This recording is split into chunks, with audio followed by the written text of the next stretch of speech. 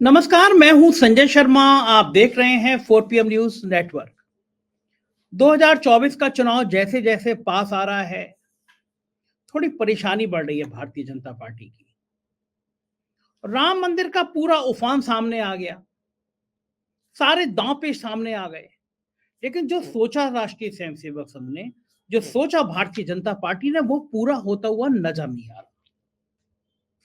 प्रधानमंत्री परेशान है कि 400 सीटों का तो नारा है, मगर क्या इस बार 250 सीटें भी क्रॉस हो पाएंगी? नारे तो हमेशा दिए जाते हैं। बंगाल में भी कहा गया था, दीदी ओ दीदी, सरकार बन रही है हमारी। तेलंगाना में भी मोदी जी ने और शाह ने कहा था, सरकार बन रही है हमारी। नारे हर जगह यही दिए जाते हैं कि सरकार बन रही है, पूरे बहुमत से कहीं ज्यादा सीटें मिल रही। नारा इस बार भी दिया गया, अब की बार भाजपा सरकार 400 पार। मगर हकीकत यह है कि जैसे जैसे चुनाव पास आ रहा है, वैसे वैसे भारतीय जनता पार्टी के अंदर बेचैनी बढ़ रही है, परेशानी बढ़ रही है, अंदर घमासान तेज हो रहा है। लग रहा है कि क्या इस बार नैया पार होगी या नहीं होगी। और अगर थोड़ा मामला फंसा तो फिर क्या होगा? राहुल गांधी की न्याय यात्रा में जिस तरह मणिपुर और नागालैंड में भीड़ उमड़ी है, जिस तरह लोगों की दीवानगी बढ़ी है, ठंड में लोग सड़कों पर निकल रहे हैं, उसने साहेब को परेशान कर दिया है। बता दिया है कि पूर्वोत्तर राज्यों में हालात ठीक नहीं है। और इसमें आसाम की 14 सीटें भी आती हैं, जिसमें मणिपुर की हिंसा का असर पड़ सकता है। पूर्वोत्तर राज्यों में भारतीय जनता पार्टी की तमाम बड़ी कोशिशों के बावजूद भी मामला बनता नजर नहीं आया। साहेब की परेशानी यह है, साहेब की परेशानी 5 राज्यों की वो 149 सीटें हैं जिन पे साहेब का सब कुछ दांव पर लगा है। मैंने एक दिन अचानक टीवी पे देखा, टीवी पे खबर चल रही थी कि स्मृति ईरानी मदीना में, पाक मदीना में, और जानबूझ के खास तौर से दिखाई जा रही थी, बार बार दिखाई जा रही थी। भारतीय जनता पार्टी की आईटी सेल की टीम स्मृति ईरानी के मदीना में खड़े होने को, जाने को बहुत प्रमुखता से दिखा रही थी। पाक अजमेर शरीफ में प्रधानमंत्री जी चादर भेज रहे हैं, ये इस बार बखान किया जा रहा था। और उत्तर प्रदेश, बिहार के जिलों जिलों में कहा जा रहा था मोदी भाईजान, मुसलमानों के बीच कहा जा रहा था मोदी भाईजान। तो क्या कारण है, जब राम मंदिर उफान पे है, जब अब की बार 400 पार का नारा है, तो अचानक ये मुसलमानों के प्रति प्यार क्यों मर रहा है साहेब को, साहेब की पार्टी को? दरअसल साहेब को भी पता है, छोटे साहेब को भी पता है, और संघ को भी पता है कि इस बार मामला फंसा हुआ है। 5 राज्य, इन 5 राज्यों में 149 सीट ऐसी हैं जिसने साहेब का जायका बिगाड़ दिया है। एक एक करके मैं बताता हूं उन सीटों के, उन राज्यों की बात। महाराष्ट्र 48 सीटें। 26 जनवरी से आरक्षण की आग फिर जलने जा रही है। स्पीकर ने एकनाथ शिंदे को भले बचा लिया हो, लेकिन जनमानस एनसीपी, कांग्रेस और उद्धव ठाकरे के साथ बहुत ज्यादा नजर आ रहा है। शिंदे की छवि जो तार तार हो रही है। भारतीय जनता पार्टी को समझ नहीं आ रहा, पिछली बार 23 सीटें जीती थी, शिवसेना जैसा ताकतवर संगठन उनके साथ था, ओरिजिनल शिवसेना, जिसके प्रति आज भी सहानुभूति है। कागज में भली एकनाथ शिंदे की शिवसेना साहेब की कृपा से हो गई हो, लेकिन महाराष्ट्र के लोग आज भी ओरिजिनली शिवसेना, ठाकरे साहब शिवसेना को मानते हैं, उद्धव के प्रति सिंपैथी है। और जो महाराष्ट्र में है, हमारे ब्यूरो चीफ हैं जितेंद्र दीक्षित, उन्होंने बताया कि जनमानस में बहुत गुस्सा है कि महाराष्ट्र के उद्योग उठा उठा के गुजरात भेज दिए गए। महाराष्ट्र का रेवेन्यू, महाराष्ट्र की इंडस्ट्री तबाह हो गई। 23 सीटें जीती थी, और इस बार आधी सीटें जीत जाए भाजपा तो संतोष महसूस करेगी। कर्नाटक में 28 सीटें, कर्नाटक में 28 सीटें हैं, 25, क्या आंकड़ा! सरकार चलेगी कर्नाटक की हाथ से।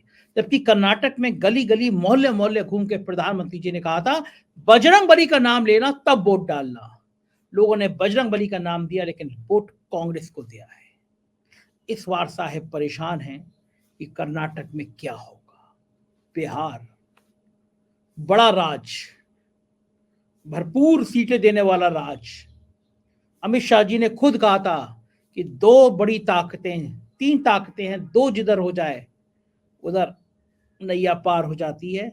17 सीटें जीते थे पिछली बार, इस बार डबल डिजिट में भी आ जाएं तो भारतीय जनता पार्टी के लिए खुशी की बात होगी। बंगाल बड़ा राज, 42 सीटों वाला राज, 19 सीटें, 18 सीटें जीती थी पिछली बार भारतीय जनता पार्टी, इस बार 18, 8 के भी लाले पड़े हुए हैं जो बंगाल से फीड आया है।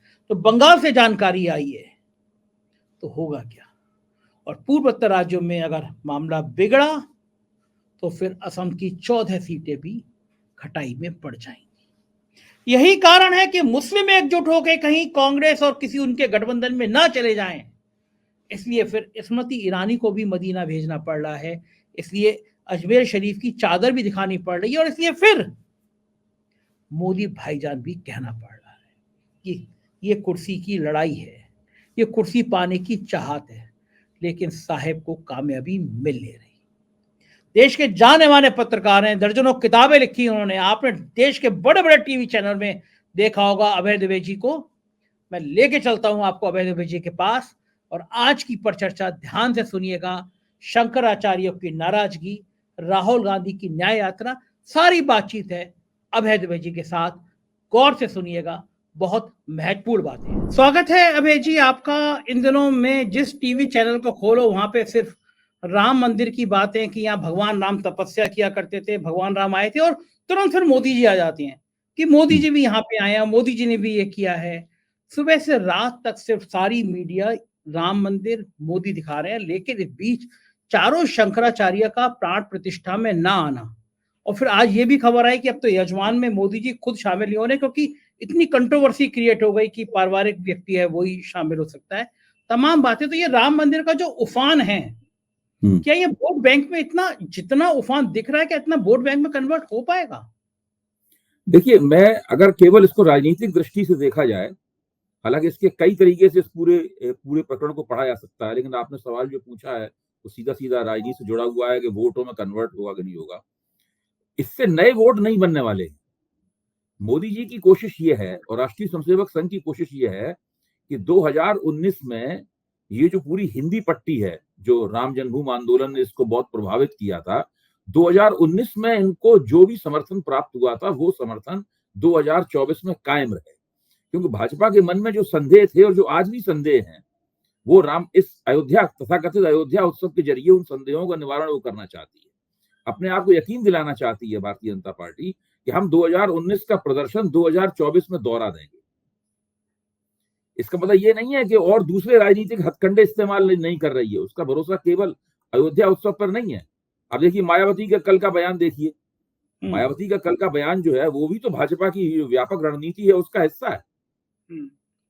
तो वो भी, मायावती को भी इन लोगों ने इंडिया गठबंधन की तरफ नहीं जाने दिया, और मायावती से अंततः वही करवा लिया जो भारतीय जनता पार्टी चाहती थी। जो मायावती ने 2022 में किया था, वही मायावती अब 2024 में करती हुई नजर आएंगी, अगर वो इस बीच में अपना रवैया नहीं बदलती हैं। लेकिन दूसरी तरफ ये लोग अयोध्या उत्सव से वो काम लेना चाहते हैं जो कि बालाकोट स्ट्राइक ने 2019 में किया था। राष्ट्रवाद, धार्मिकवाद। हाँ जी, हाँ, ये करना चाहते हैं काम। तो अब इसके लिए वो चाहते हैं कि बढ़ती हुई महंगाई है, बेरोजगारी है, और तमाम लोगों को तरह तरह की दिक्कतें हैं, उन तमाम दिक्कतों के ऊपर राम मंदिर से उत्पन्न जो एक धार्मिक उन्माद है और एक राजनीति और श्रद्धा को मिलाकर एक नए तरह का जीव पैदा कर दिया है। इसको मैं राजनीतिक श्रद्धालु कहता हूँ। पहले श्रद्धालु का मतलब होता था कि जो धर्म में श्रद्धा रखता है, जो तीर्थ यात्रा करता है, जो मंदिर में जाके पूजा अर्चना करता है, नियमित रूप से करता है, वो श्रद्धालु हुआ, वो परंपरागत दृष्टि से श्रद्धालु होता है।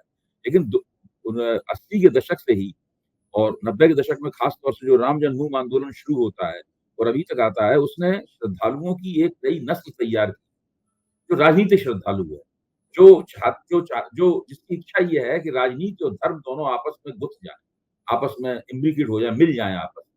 और फिर उस तरीके से सारा कुछ उसी के हिसाब से चल रहा है। इसके पीछे प्रचार की टेक्नोलॉजी है, इसके पीछे बहुत बड़े पैमाने पर संसाधन झोंके गए हैं। सरकार का पूरा प्रभाव, सरकार का पूरा इस्तेमाल है इसके पीछे, और पूरा का पूरा जो कमर्शियल मीडिया है, वो बिल्कुल दीवाना हुआ जा रहा है। आप एंकरों को देख लीजिए, सारे के सारे एंकर अयोध्या भेज दिए गए। ज़्यादातर एंकर आपको अयोध्या में मिलेंगे इस वक़्त, और वो अयोध्या में बाकायदा टीका लगाए हुए, चंदन लगाए हुए और उसी तरीके से बातचीत कर रहे हैं जैसे कि वो विश्व हिंदू परिषद के सदस्य हों। मैं तो टीवी देखता हूँ तो मुझे सब जाने-पहचाने चेहरे, जिनके साथ बैठकर मैं न जाने कितने कार्यक्रम कर चुका हूँ, वो सब वहाँ पे मौजूद हैं, और सबको नौकरी बजानी पड़ेगी। जिनका मन नहीं है उनको भी वहाँ जाना पड़ रहा है, क्योंकि वो नौकरी बजानी है।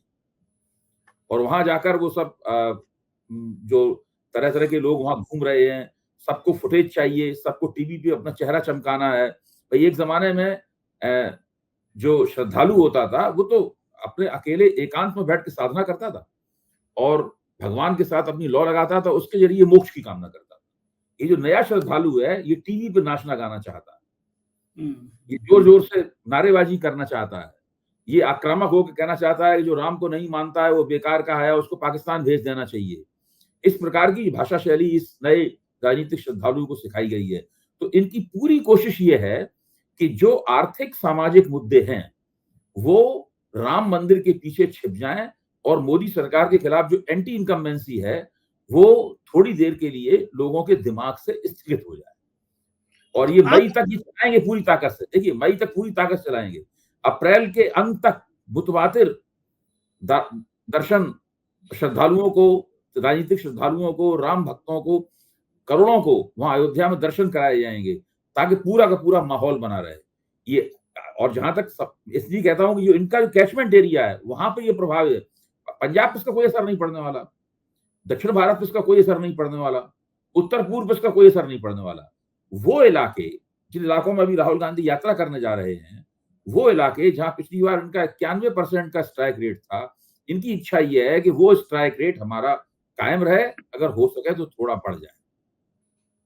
अच्छा, ये जितना ये अभय जी, इतना तामझाम, इतना तमाशा इकट्ठा किया जा रहा, करोड़ों अरबों रुपए खर्च कर दिए जा रहे, चारों शंकराचार्य ने आने से मना करके मुंह का जायका बिगाड़ दिया, प्रोग्राम का जायका बिगाड़ दिया। इन लोगों के सपने जो थे, उन सपने में कहीं ठेस पहुंचा दी, आपको क्या लगता है? देखिए, पहली बात तो ये है कि ये लोग शंकराचार्यों की परवाह नहीं करते। अच्छा, शंकराचार्यों की चूंकि परवाह नहीं, क्योंकि शंकराचार्यों से पूछ के तो उन्होंने राम जन्मभूमि आंदोलन शुरू नहीं किया था, न शंकराचार्यों से पूछ के उन्होंने बाबरी मस्जिद तोड़ी। अब शंकराचार्यों का उन्होंने प्राण प्रतिष्ठा कार्यक्रम के लिए भी कोई उनका प्रावधान नहीं किया कि उनको बुलाया जाएगा कि नहीं बुलाया जाएगा, नहीं बुलाया जाएगा, बुलाया जाएगा तो कहाँ बैठाया जाएगा। इस प्रकार की कोई इनकी योजनाओं में शंकराचार्य शामिल ही नहीं। फिर जब शंकराचार्यों ने मजबूती के साथ अपने धार्मिक मुकाम पर खड़े होकर इनकी कठोर आलोचना की, और उनकी आलोचना उत्तरोत्तर दिन प्रतिदिन कठोर होती चली गई, यहाँ तक कि फिर उनमें से निश्चलानंद जी ने तो मोदी जी का नाम भी ले दिया। ये भी कह दिया कि मोदी जी मूर्ति को छुएंगे तो हम क्या वहां खड़े होकर तालियां बजाएंगे। तो इसके बाद में भारतीय जनता पार्टी को लगा कि कुछ उनसे चूक हो गई। उसके बाद में इन लोगों ने डैमेज कंट्रोल की पूरी गतिविधि शुरू की, और अब तो फिर रामानंदी संप्रदाय का कार्यक्रम है, ये तर्क विकसित किया गया। फिर मोदी जी ने एक उपवास 11 दिन का शुरू कर दिया, जिसको राम टीवी चैनलों ने राम उपवास का नाम दिया। हम लोगों ने तो कभी सुना नहीं कि राम उपवास नाम की कोई चीज होती है। उसके तरह-तरह की बातें उसके बाद की जाने लगी, और इसके बाद भाजपा थोड़ी मनी मन कहीं ना कहीं शंकित हो गई है। और फिर जो उनके भक्त लोग हैं, वो अयोध्या में टीवी माइक के सामने खड़े होकर शंकराचार्यों के लिए बुरा भला भी कहते हुए सुने जा रहे हैं। और ये हिंदू धर्म के इतिहास में पहली बार हो रहा है कि अपने आप को श्रद्धालु कहने वाले लोग, अपने आप को सनातनी कहने वाले लोग, जगत गुरु शंकराचार्य के चारों प्रतिनिधियों को बुरा भला कह रहे हैं। इससे आप अंदाजा लगा सकते हैं कि धर्म और राजनीति का घालमेल धर्म का क्या हाल कर देता है, धार्मिक परंपरा की क्या दुर्गति कर देता है। ये बिल्कुल ठीक कह रहे हैं कि पहली बार हो रहा है, क्योंकि शंकराचार्य का तो इतना सम्मान है, लोग कहते हैं कि हिंदू धर्म की, सनातन धर्म की स्थापना ही आदि शंकराचार्य ने की, चारों पीठ जी उन्होंने स्थापित करी। अब तक जो लोग शंकराचार्य का सम्मान करते थे वो भक्तगण कह रहे हैं कि शंकराचार्य ने किया क्या है, कार सेवा में शंकराचार्य कहाँ गए थे। तो जी ये अगर हिंदू धर्म की थोड़ी देर को बात कर लें, सनातन धर्म की बात कर लें, तो क्या ये हम्म। सनातन धर्म की बिल्कुल मजाक उड़ाना नहीं है, ये तो पास उड़ाना नहीं, नहीं है, धज्जियां उड़ा संजय जी, देना। इसी से ये साबित होता है कि राम जन्मभूमि आंदोलन का सनातनी परंपरा से कोई संबंध नहीं है। हम्म, जो सनातनी परंपरा के जो सर्वोच्च प्रतिनिधि हैं, जगत गुरु शंकराचार्य के चारों चारों हम्म, प्रतिनिधि, इन लोगों ने खुद ही कह रहे हैं कि भाई कार सेवा करने नहीं गए। वो इसीलिए मैं कह रहा हूं कि राम जन्मभूमि आंदोलन चलाते वक्त शंकराचार्यों से नहीं पूछा गया था, उनकी राय नहीं ली गई थी। इसी तरह जब रामशिला पूजन हुआ उसमें शंकराचार्यों की कोई भूमिका नहीं थी। इसी तरीके से बाबरी मस्जिद पे दो बड़े हमले हुए, एक बड़ा हमला जो मुलायम सिंह ने नाकाम कर दिया था, और दूसरा बड़ा बड़ा हमला जब जो कामयाब हो गया 6 दिसंबर 1992 को, उसमें भी शंकराचार्यों की कोई भूमिका नहीं थी। फिर जो कानूनी विवाद हुआ उसमें शंकराचार्य स्वरूपानंद जी ने एक पक्षकार की भूमिका निभाई, लेकिन बाद में उन्होंने निर्मोही अखाड़े के पक्ष में के साथ अपना पक्ष मिला दिया। कुल मिलाकर शंकराचार्य हमेशा, वो राजनीतिक व्यक्ति नहीं है। किसी की राजनीतिक पसंद नापसंद हो सकती है, लेकिन वो राजनीतिक गतिविधि में भाग नहीं लेते शंकराचार्य। वो अपने अलग मुकाम पर खड़े रहते हैं, इसीलिए उनकी बात की कीमत ज्यादा है। भाई उनको वोट नहीं चाहिए, उनको सरकार से फायदे नहीं चाहिए, कुछ नहीं चाहिए। उनका पद और कद दोनों पहले ही से ही बहुत बड़ा है। इसीलिए शंकराचार्य को अपने किसी कार्यक्रम में बुलाने से ये लोग परेशान होते हैं, घबराते हैं। शंकराचार्य इनके किसी भी संगठन, किसी भी कफलिया, किसी भी कमेटी, किसी भी धर्म संसद, किसी के सदस्य नहीं है। तो शंकराचार्य को अगर बुलाएंगे तो सबसे ऊंचे पद पे उन्हें बैठाना पड़ेगा। उसके बाद में बहुत सारे फर्जी साधु जो हैं अपने आप को जगत गुरु कहने लगे हैं आजकल। उन सबको, उन शंकराचार्य के जो असली जगत गुरु हैं उनके पैर छूने पड़ेंगे। नरेंद्र मोदी से लेके दूसरे सब और मोहन भागवत तक सबको शंकराचार्य के पैर छूने पड़ेंगे। अगर वो नहीं छुएंगे तो उससे और भी ज्यादा विवाद होगा। तो एक तरह से देखा जाए कि ये जो प्राण प्रतिष्ठा का कार्यक्रम हो रहा है, ये हिंदू धर्म से शंकराचार्यों के महत्व को कम करने या उसे खत्म करने का एक उद्यम भी माना जाएगा, एक प्रयास भी माना जाएगा। और ये सनातनी परंपरा में पहली बार हो रहा है। कम से कम इस प्रकरण ने और शंकराचार्यों ने इसका जो विरोध किया है, उससे साबित हो गया है कि राम जन्मभूमि आंदोलन का सनातन धर्म से कोई ताल्लुक नहीं, और किसी चीज से ताल्लुक हो सकता है, सनातन धर्म से कोई संबंध नहीं है। बहुत बड़ी बात कही आपने, बहुत बड़ी बात कही आपने कि सनातन धर्म का इस विवाद से कोई मतलब नहीं हो सकता।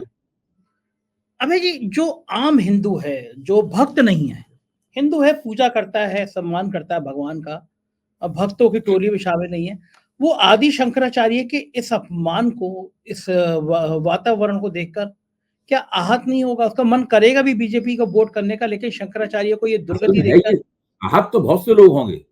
दिक्कत की बात यह है कि आजकल जो नई संचार प्रौद्योगिकियां आई हैं, नई संचार टेक्नोलॉजीज आई हैं, इनसे जो संचार के रूप में टीवी के जरिए, अखबारों के जरिए, दूसरे जरियों से लोगों के सामने प्रचार के जरिए परोसा जाता है, उसके प्रभाव से बचना बहुत मुश्किल हो गया है। क्योंकि वो दिन रात 24 घंटे, वो 365 दिन वो बात चलती रहती है, और उसको तरह तरह से, अब जैसे कि कोई व्यक्ति टीवी सवेरे खोजता है, खोजते ही सबसे पहले उसके सामने नरेंद्र मोदी का चेहरा आता है। या तो वो कहीं वो पूजा कर रहे हैं, या वो कहीं भाषण दे रहे हैं, या वो मन की बात कर रहे हैं, या वो सीना ताने हुए, 56 इंची सीना ताने हुए कहीं जा रहे हैं, कहीं पे फूलों की वर्षा हो रही है, कहीं वो हाथ हिला रहे हैं, कहीं वो विदेशी अतिथियों से मिल रहे हैं, कभी वो समुद्र के अंदर हैं, कभी हवा में हैं, कभी पर्वत पे पूजा कर रहे हैं, कभी गुफा में पूजा कर रहे हैं। लगातार उनकी उनके उनके फोटो शूट चल रहे हैं, और टीवी लगातार उनके फोटो शूट को दिखा रहा है। अच्छा, अगर दोपहर में खोलते हैं तो मोदी जी का चेहरा सामने है, शाम को खोलेंगे तो मोदी जी का चेहरा सामने है। अब आप बताइए, एक व्यक्ति जो लगातार लोगों को टीवी के अंदर से देख रहा है, मुस्कुरा रहा है, उसकी तरफ देख के हाथ हिला रहा है, या उसका वक्तव्य उस टीवी के ऊपर प्रसारित हो रहा है। हम लोग व्यंग में कहते हैं कि हम लोग टीवी पे कोई भी चर्चा कर रहे हो, बीच में अगर मोदी जी का वक्तव्य आ गया तो उनको मानते हैं ये सबसे सुपीरियर एंकर है, कि इनके बाद में 45 मिनट बोलते हैं वो, 40 मिनट, उसके बाद पूरा कार्यक्रम जीरो हो जाता है। हम लोग चुपचाप बैठे रहते हैं और उसके बाद वहां से चले जाते हैं। ये स्थिति है। मोदी जी सबसे बड़े एंकर हैं, क्योंकि उनके आने के बाद सारे एंकर खामोश हो जाते हैं, उनका पूरा भाषण काटा जाता है। और पूरा दिखाया जाता है नियमित रूप से। एक दिन में 3 बार बोलेंगे तो 3 बार दिखाया जाएगा, एक दिन में 4 बार बोलेंगे तो 4 बार दिखाया जाएगा। तो टीवी तो चैनलों को सारे ये सारे टीवी चैनल जो हैं वो मोदी जी, सारे टीवी चैनल जो हैं उनके चैनल हेड जैसे मोदी जी हों। तो ये बताइए, ये तो टीवी चैनलों को पता होगा कि अब मोदी जी के भाषण लोग देख नहीं रहे हैं इतना, तो उनका उनकी टीआरपी नहीं कर रही होगी, देख ही नहीं, लोग म्यूट कर देते हैं, देखिए, मन इस की बात वक़्त तमाम टीवी चैनलों के ऊपर बहुत दबाव है और उनको अब तो लोकसभा चुनाव सिर के ऊपर हैं, अब तो कोई बिल्कुल हिम्मत नहीं कर सकता उनके भाषण को 1 सेकंड भी कम करके दिखाने की। अब तो अगर कोई भी कुछ भी करेगा तो उसके पेच कस दिए जाएँगे और देखिए टीवी चैनल चलाने में बहुत पूँजी लगी होती है। 700 करोड़, 800 करोड़, 1000 करोड़, पता नहीं कितनी बहुत बड़ी पूँजी लगी होती है और इतनी बड़ी पूँजी लगी होती है, इतना उसका सैलरी बिल होता है। मुझे नहीं लगता कि किसी टीवी चैनल मालिक की ये हिम्मत है कि वो जो कमर्शियल चैनल है मतलब कि वो ये कह सके कि वो मोदी जी के पूरे भाषण को, पूरे वक्तव्य को नहीं काटेगा। भई मोदी जी मन की बात सुनाते हैं, तो मन की बात तो अ, रेडियो पे सुनाया जाने वाला का मन की बात तो इसलिए डिज़ाइन किया गया था ताकि जो लोग रेडियो सुनते हैं, वो मोदी जी की आवाज़ सुनें, यही तो किया गया था। उस हाँ, मन की बात वाले कार्यक्रम को टीवी पे क्यों दिखाया जाना चाहिए? सही बात है, सही खबर बात दे है। देनी चाहिए, आज मोदी जी ने मन की बात में ये कहा। हाँ, जो मन की 100 बात खबरें सुनाई जाती हैं एक साथ, 60 खबरें सुनाई जाती हैं। हम लोग अखबार में काम करते थे, संक्षिप्त समाचार होते थे, उसमें बहुत सी खबरें जाती थी उसके अंदर। या अंदर के हुँ, पेजों में डबल कॉलम न्यूज़ जो 3 कॉलम न्यूज़ डाल सकते हैं, भाई प्रधानमंत्री ने कहा है तो ठीक है, ठीक दिखा बात है। डाल देते हैं। बिल्कुल, ज़्यादा इम्पोर्टेंट बात कही है तो पहले पन्ने शुरू करके अंतरिक्षण या शेष दे देते हैं। बिल्कुल यही तो सही बात है। प्रिंट में होता है। आप तो एक अखबार के संपादक भी हैं। बिल्कुल ये तो होता है। ये अब वो सब टीवी पे नहीं होता है। टीवी पे उनका पूरा-पूरा हर कार्यक्रम किसी भी तरह का हो, पूरा का पूरा दिखाया। मोदी जी मान लो बनारस गए हैं, मोदी जी महाकाल के दर्शन कर रहे हैं, मोदी जी दक्षिण भारत में पूजा कर रहे हैं, मोदी जी कामाख्या मंदिर में पूजा कर रहे हैं, जो कुछ भी कर रहे हैं, समुद्र में गोता लगा रहे हैं, वो पहाड़ पे चढ़ रहे हैं, सब कुछ पूरा का पूरा दिखाया जाता है। तो अभय जी, ये जो आप सीएनडीएस के संग बहुत लंबे समय तक, सालों तक जुड़े रहे हैं, उसने जी। सर्वे किया था कि मन की बात लोग सुनते ही नहीं है। उसका ही सर्वे आया था सामने, उन्होंने पूछा था कितने लोग मन की बात सुनते हैं।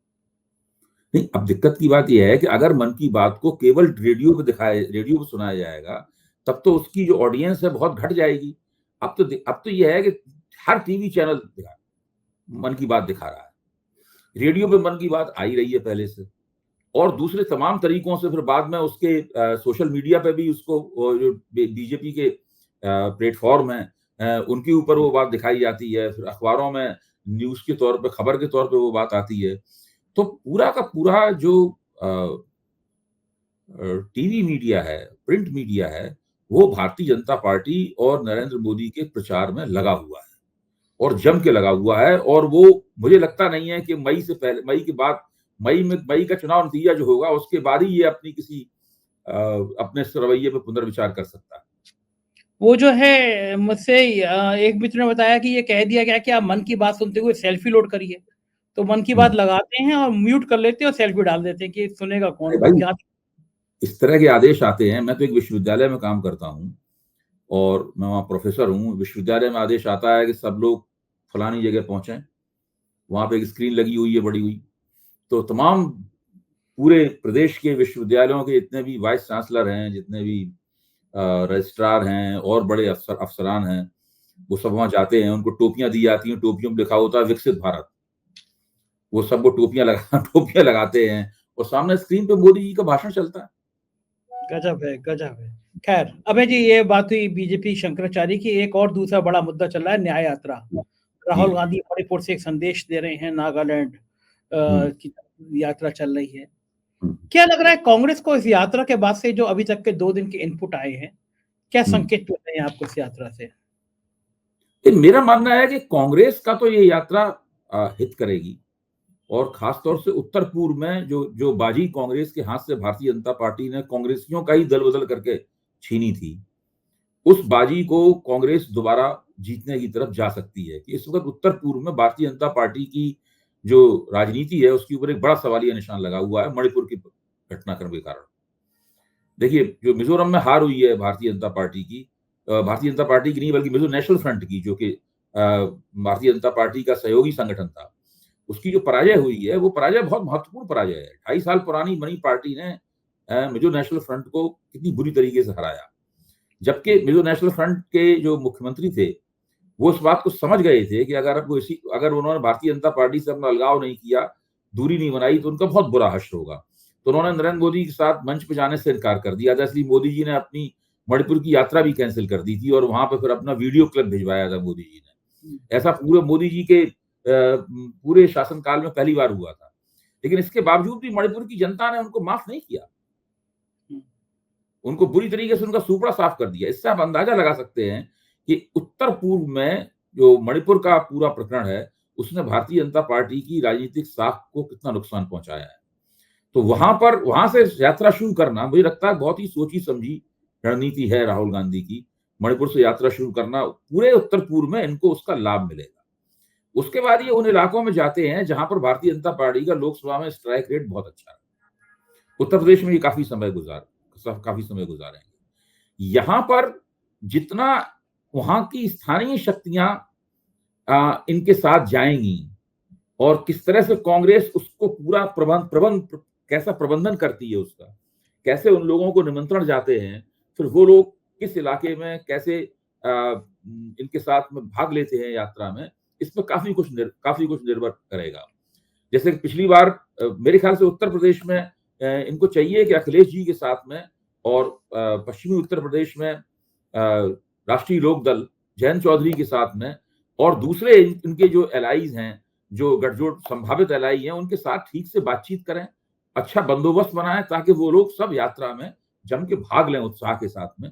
और कांग्रेस को चाहिए उन लोगों से बात करें, ठीक है ये हमारे संगठन की यात्रा है, लेकिन हम ही चाहते हैं कि व्यवहारिक रूप से ये इंडिया गठबंधन की यात्रा बन जाए। कांग्रेस को इस पर फोकस करना बंद कर देना चाहिए कि हमारे संगठन की अपनी यात्रा है, हम कर रहे हैं यात्रा को, लेकिन भाग सबको लेना चाहिए क्योंकि सबकी यात्रा है, सबको लाभ पहुंचाएगी। अगर ऐसा करेंगे तो इस यात्रा से लोकसभा चुनाव में विपक्ष की राजनीति को और गैर भाजपा विपक्ष की राजनीति को काफी उछाल मिल सकता है। ठीक है रमेश जी। और खासतौर से जब आप पूर्वोत्तर राज्यों की बात कर रहे हैं तो असम से बहुत सीटें आती हैं, आपको क्या लग रहा है असम में कुछ डेंट पड़ेगा बीजेपी को? देखिए, मेरे पास मेरे जो वहां के पत्रकार मित्र हैं उनसे चर्चा होती है, वो सब लोग बताते हैं कि उत्तर पूर्व में इस वक्त भारतीय जनता पार्टी की छवि पहले मणिपुर की घटनाओं से पहले जो छवि थी वो नहीं रही।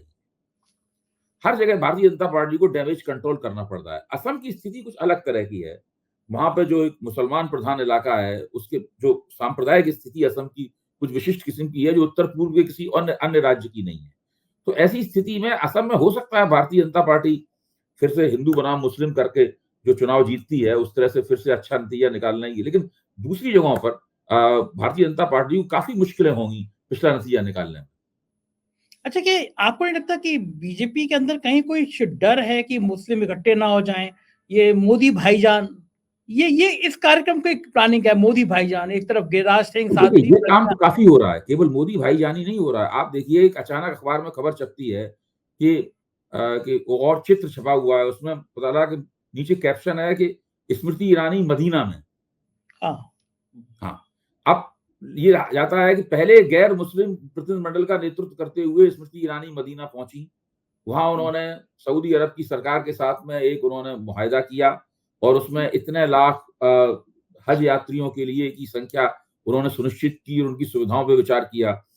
फिर तीसरे दिन एक और चित्र छपता है कि एक बहुत बड़ी चादर लिए हुए सब लोग खड़े हैं, उसका एक छोर पकड़े हुए स्मृति ईरानी भी खड़ी हुई है। पता चला ये एक ऐसी चादर है जो कि हजरत मोइनुद्दीन चिश्ती की दरगाह अजमेर में चढ़ाई जाएगी और ये नरेंद्र प्रधानमंत्री द्वारा भेजी गई चादर है।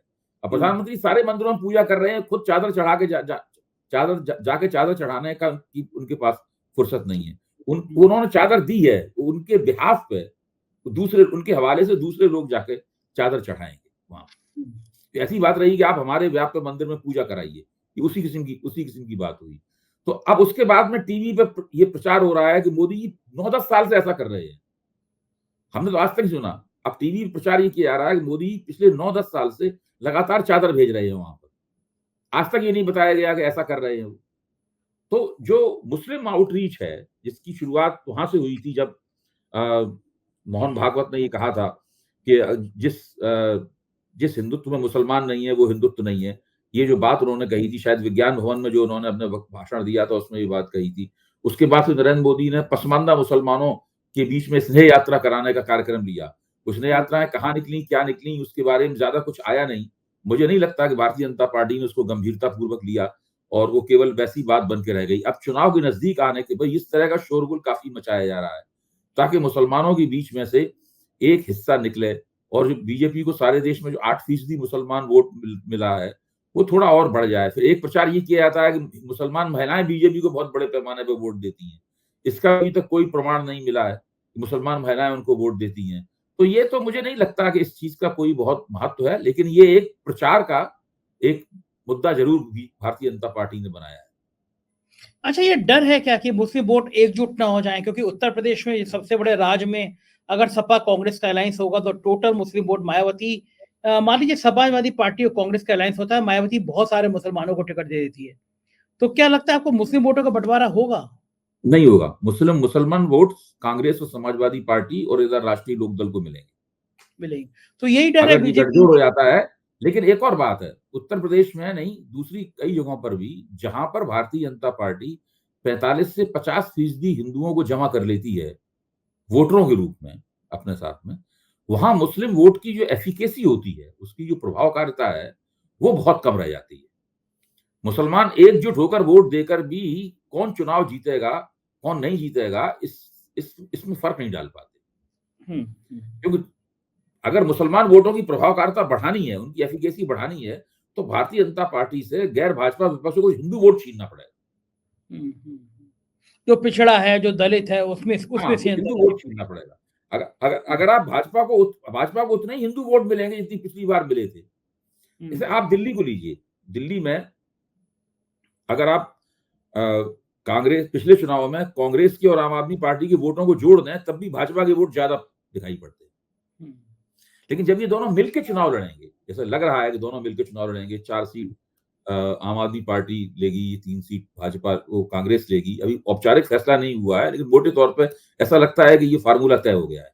जब ये लोग मिलकर चुनाव लड़ेंगे तब फिर बात दूसरी होगी। उसमें पिछली बार तो मुसलमान वोट बट गया था, बहुत सा बिखर गया था, तो मुसलमान वोट भी एकताबद्ध होकर पड़ेगा और इन दोनों पार्टियों का जो हिंदू वोट है वो भी एक मंच पे आएगा।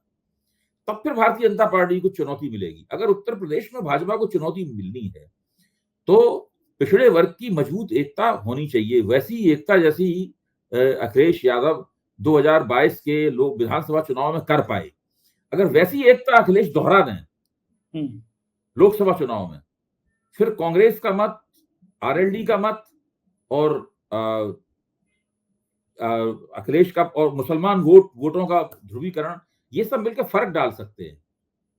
बिल्कुल ठीक है। एक आखिरी सवाल, प्रधानमंत्री मोदी इस समय सबसे ज्यादा किस बात से डरे हुए हैं? प्रधानमंत्री मोदी पहले दिन से इस बात से डरे हुए हैं कि 2019 के चुनाव में जो उन्होंने 91% स्ट्राइक रेट निकाला था वो कहीं 10-12% घट ना जाए। इस डर में इस वजह से और वृद्धि हो जाती है कि अब उनके साथ में शिवसेना नहीं है उस तरीके से जैसी 2019 में थी। अब उनके साथ में जनता दल यूनाइटेड नहीं है बिहार का, जैसे कि 2019 में था। तो बिहार में भी उनकी संभावनाएं कमजोर हैं और महाराष्ट्र में भी संभावनाएं कमजोर हैं। इसका मतलब हुआ कि 40 सीटें बिहार की और 48 सीटें महाराष्ट्र की, ये 88 सीटें ऐसी हैं, और इसमें आप कर्नाटक की सीटें भी आप जोड़ लीजिए तो एक बहुत बड़ा हिस्सा ऐसा बन जाता है जो कि नरेंद्र मोदी को जो 91% स्ट्राइक रेट था उसके अंदर उसको संदेह पैदा कर देता है। ये एक बात बन जाती है। सबसे ज्यादा वो इस बात से डरे हुए। पूरा जो अयोध्या उत्सव बड़े उत्साह के साथ हो रहा है उसके पीछे यही कारण है कि ये जो थोड़ी कमी बेशी न रह जाए, इसलिए उसकी भरपाई करने के लिए। बिल्कुल बिल्कुल ठीक कह रहे हैं। बहुत बहुत शुक्रिया अभय जी, आपने इतना कीमती समय दिया, बहुत बहुत आभार, धन्यवाद। तो सुना आपने, एक झटके में अभय दुबे जी ने पूरी पिक्चर खींच दी, बता दिया कि हकीकत क्या है, बता दिया कि माजरा क्या है। और मुझे लग रहा है यही हकीकत, यही माजरा सुनकर साहिब परेशान है, नींदें उड़ी हैं, क्योंकि पिछली बार 30-32 सीटों का ही बहुमत था और इस बार ये 149 सीटों वाले राज्यों में साहिब के लिए बहुत बड़ी परेशानी खड़ी होने वाली है। राजनीति की हर खबर पर निगाह बनाए रखिएगा, 4 PM देखते रहिएगा, हम आपको बताते रहेंगे देश में चल क्या रहा है। चैनल को ज्वाइन कीजिएगा, सब्सक्राइब करिएगा। हमारे राज्यों के चैनल हैं 4 PM यूपी, बिहार, गुजरात, महाराष्ट्र, कर्नाटक, राजस्थान, मध्य प्रदेश और 4 PM बॉलीवुड भी, उन्हें भी सब्सक्राइब करिएगा। शुक्रिया, थैंक यू।